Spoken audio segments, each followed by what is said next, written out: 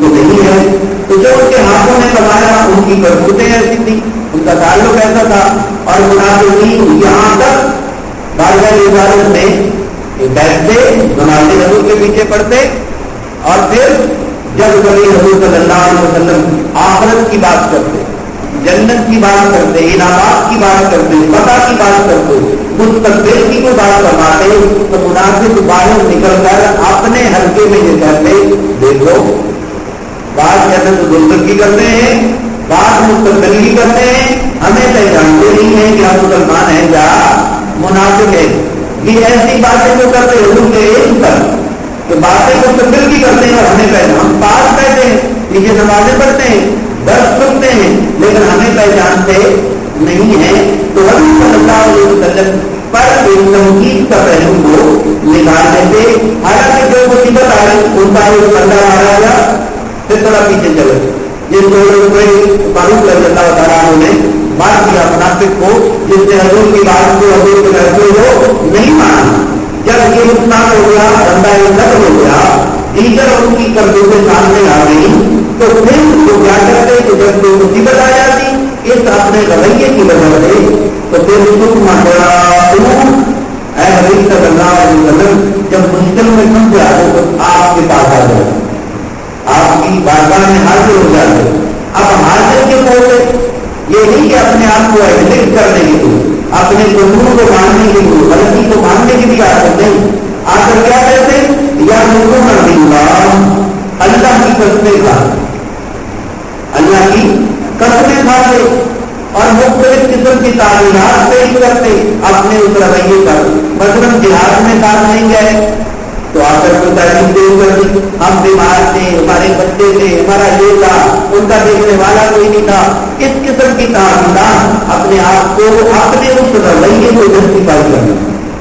اب دیکھنا یہ ہے کہ آج ہم بھی اپنے رویے جو ہیں جو نیگیٹو ہمارے رویے ہیں اس کو جسٹیفائی اسی طرح نہیں کرتے منافقوں کی طرح.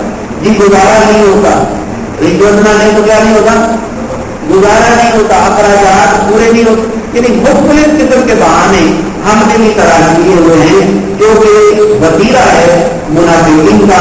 آ کر وہ اللہ کی قسمیں کھاتے. اب دیکھیں منافق اللہ کو مانتا ہے, اللہ کو مانتا ہے تو قسمیں کھاتا ہے نا, اللہ کی قسم آ کر کھا رہا ہے یقین دلانے کے لیے. تو زیادہ قسمیں بھی نہیں ہمیں کھانی چاہیے, یہ بھی یاد رکھیں. مثلاً مال دولت بیچنے کے لیے, اپنا سامان بیچنے کے لیے, زیادہ منافع کمانے کے لیے قسم نہیں کھانی چاہیے. حضور صلی اللہ علیہ وسلم نے سختی سے منع فرمایا ہے کہ اپنے بنیادی مال کمانے کے لیے قسمیں نہ کھایا کرو, اس کا استعمال نہیں کیا جا سکتا. وہ اللہ کی قسمیں کھاتے, قسمیں اللہ کا نام لے کر اس لیے کھاتے ہوں گے کہ وہ حضور صلی اللہ علیہ وسلم اللہ کے نام پر یقین کر لیں گے. اور جب ورگر آیا حضرت آدم علیہ السلام اور اپنا حوا کو دیا سامنے, اس نے قسمیں کس کی نہیں, اللہ کی نہیں. تو یاد رکھے دھوکہ اللہ کی قسم دے کر دیا جاتا ہے. سب سے پہلا دھوکہ جو آدم و حوا کو ملا سلام اللہ, ان کو بھی دھوکہ اللہ کے نام پر ملا. اور سیدھا سادہ مسلمان ہمیشہ اللہ کے نام پر, رسول اللہ کے نام پر دھوکہ کھا جاتا ہے. اور ہم اس دھوکہ کھانے کو بھی برکت سمجھتے ہیں.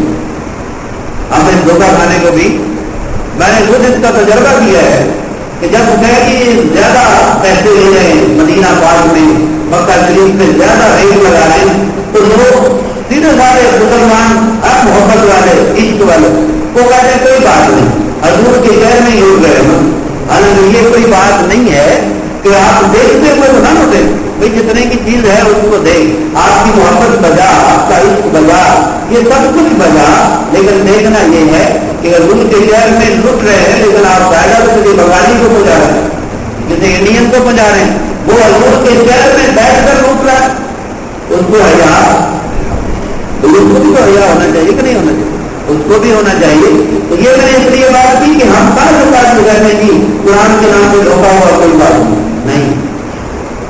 مومن کے بارے میں میرے استقبال فرمایا لا یصدق المؤمن مرتان جو واحد, مسلمان کی نام یہ ہے کہ وہ دو بار دھوکا نہیں کھاتا, ایک ہی جگہ سے دو بار دھوکا نہیں کھاتا.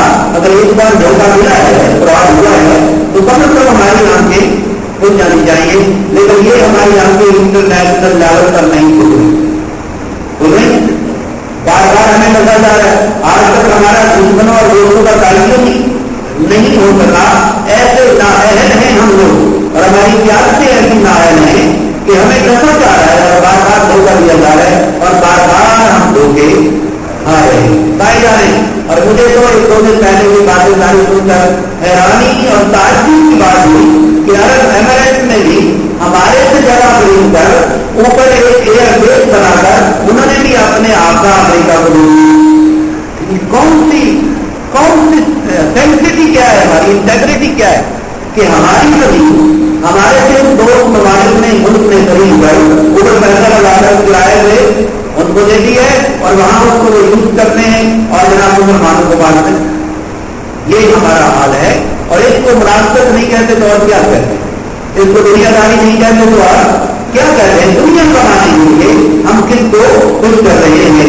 تو وہ لوگ بھی قسمیں کھاتے ہیں، جناب قسمیں کھاتے ہیں لوگوں کو مسلمان کے پاس حضور صلی اللہ علیہ وسلم کے پاس، اور سب سے بڑی بات یہ ہے جو سب سے بری بات ہے وہ قسمیں کھا کر جو ظاہر کر رہے ہیں کہ شاید آ گئے وہ جہاں صلی اللہ علیہ وسلم کو معلوم نہیں۔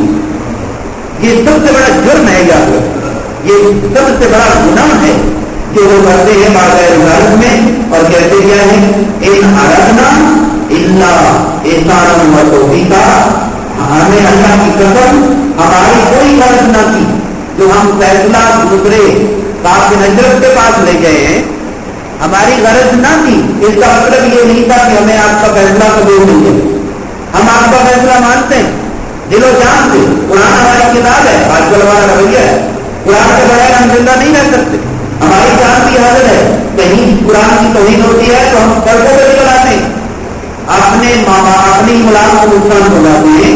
حضور صلی اللہ علیہ وسلم کے ساتھ یہ معاملہ ہوتا ہے تو ہم اپنے ممالک سے جلوس نکالتے ہیں، اپنے تعلق کو ظاہر کرنے کی کوشش کرتے ہیں۔ یاد رکھیں اگر تعلق ہوتا یہ 1.25 ارب کے قریب مسلمانوں کا اپنے رسول سے، اپنی کتاب سے، اپنے ممالک سے، اپنے اللہ اور اس کے رسول کو اگر انہوں نے خوش کیا ہوگا تو دنیا کی کوئی طاقت آج ہماری کتابوں اور ہمارے رسول کی کوئی نہ کر سکتی۔ ہمارے ہاتھ پھیلے ہوئے ان کے آگے، ہماری جھولیاں پھیلی ہوئی ہیں ان کے آگے، اس لیے وہ یہ سارا کچھ کرتے ہیں۔ تو وہ کافر کو منافق کہتے ہیں کہ ہماری غرض یہ نہیں تھی کہ ہم آپ کے فیصلے کو نہیں مانتے۔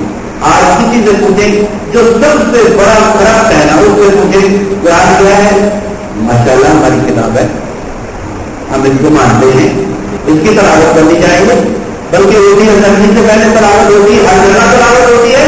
قرآن مجید کہاں نہیں ہے، کہاں نہیں ہے، لیکن اس کی تعلیمات کہاں ہیں؟ قرآن کا فزیکلی ہونا، جسمانی طور پر کہیں موجود ہونا، اس سے کیا فرق ہے، اس سے کیا فرق پڑتی ہے؟ اور میں تو یہ بات بڑے وضوح کے ساتھ کہتا ہوں، اگر غیر ممالک نے، امریکہ نے، برطانیہ نے یا دوسرے ممالک نے ترقی کی ہے تو مجھے بتایا جائے کیا انہوں نے وظیفے پڑھ کے کی ہے، تعلیم کروا کے کی ہے ترقی؟ یہ جو ہم وظیفوں پہ لگے ہوئے ہیں، قرآن کو وظیفوں کے طور پر استعمال کرتے ہیں، کیا سارے عورت نے ترقی وظیفوں سے کی ہے؟ جی بولے، وظیفے پڑھتے ہی ہو، تویز کرواتے ہیں، بلکہ میرے بس میں ہو میں ہوں، یہ جتنے تویز گڈے کرنے والے ہیں ان سب کو ایک جگہ پہ اکٹھا کیا جائے اور اس کے آگے ہاتھ جوڑ کر کہا جائے جناب اپنے یہ وظیفوں کی مدد سے، اپنے تویز گڈوں کی مدد سے بجلی پیدا کر لوں، موٹر خدمت ہے کہ نہیں ہے؟ جی بھائی اگر وہ یہ کچھ کر سکتے ہیں تو کر کے دیں، ہمیں ملک سے ناانصافی ختم کر دیں، یہ جو کرپٹ بیٹھے ہوئے ہیں ان کے دماغ بدل دیں، ان کے ذہن بدل دیں، ان کے دل بدل دیں، صرف یہ محبتیں کرواتے ہو تم، صرف یہ رشتے کرواتے ہو، میاں بیوی کو لڑاتے ہو، لوگوں کو آپس میں لڑا، یہ کام ہے ان کا، اور ان پر کوئی تریف کرنے والا نہیں ہے۔ یہ بےمانی اور الحاد پھیلا رہے ہیں ان کے اندر۔ اگر کوئی کام کرنا ہے تو جو کام کرنے والے ہیں وہ کرو، اگر وظیفہ کر کے کچھ ہو سکتا ہے تو خدا کی قسم مجھے بتاؤ گیس پیدا کر دو، ڈھونڈ ہی دو۔ اگر تمہارا ذہن کسی کے گھر سے تمیز ڈھونڈ سکتا ہے، کسی کے گھر جا کر کچھ کر سکتا ہے تو اسے کہو، ان کے تو کتے ڈھونڈ کے بتا رہے ہیں کہ یہاں آئل ہے، یہاں پیٹرول ہے، یہاں فلاں میٹل ہے، تمہارے ذہن ڈھونڈ کے بتا دیں، کہ یہاں ہے ہمارا کیوں پیسہ لگا رہا ہے، اور کروڑوں روپیہ یہ لے رہے ہیں، مہینوں کے سالوں کے لاکھوں روپے کماتے ہیں اور اس طرح ہماری توجہ نہیں. اس کی وجہ یہ ہے کہ ہم نے یہ باتیں نہ سننی ہے. ہمیں تو قرآن کی وظیفوں کے لیے پڑھنا ہے، ہم نے قرآن کی برکت کے لیے. بھائی برکت ہوگی، یہ تو میں چیخ چیخ کر کہتا ہوں کہ جب قرآن مجید کو ہاتھ لگاؤ گے دیکھو گے تو برکت ہوگی، کرو گے تو برکت ہوگی. سب سے بڑی برکت یہ ہے کہ جیسے ہمارا ملک ایسی طاقت ہے، ہمارا کردار بھی ایسی طاقت ہے. ہمارے کردار کے اندر بھی ایک ایسی طاقت ہونی چاہیے. نہیں ایک ہاتھ میں بچوں کو ہم پیچھے ہوئے، یہ تو آپ کا کردار ہے بن ہمارے پاس پر ہم نیچے لیتے ہوئے. یہ قرآن کہہ رہا ہے کہ وہ بھی قرآن کو مانتے، وہ بھی کہتے کہ ہمیں فیصلہ قبول ہے، دل و جان سے قبول ہے، اور آج ہم بھی قرآن مجید کو دین کو لگا ہوئے. اور ہر شخص کسی کو کہیں نماز پڑھو نہیں پڑھتا، ہاں جی فیصلہ لو نماز پڑھنی چاہیے، بڑے اچھا عمل ہے، نماز ضرور پڑھنی چاہیے. اس کے علاوہ وہ کچھ گولی مار دے گا آپ کو نہیں مارا، اور کچھ بھی کہہ رہے ہیں آپ کو رسول اللہ صلی اللہ علیہ وسلم سے کیا تعلق ہے، کہہ رہا میری جان کی حاضر ہے، میری جان کی حاضر ہے. لیکن اسے کہیں ذرا آپ نے گھر سے نافذ کر کے بھی دو. جان کو کیا کرنا ہے، نافذ کریں، جان پختہ ہو جائے گی. اسلام ہر مسلمان کو باکردار بھی ہونا چاہتا ہے. کیا دیکھنا چاہتا ہے، باکردار. جگہ جگہ پہ نہ دے، جگہ جگہ پہ نہ دے. تو یہ منافقانہ طرز عمل ہے. یہ آیتیں اگر کے پاس ایک ریفرنس میں ہے، لیکن میں سمجھتا ہوں کہ قیامت تک ضرور ہے، اور ہمیں اس سے سبق سیکھنا چاہیے.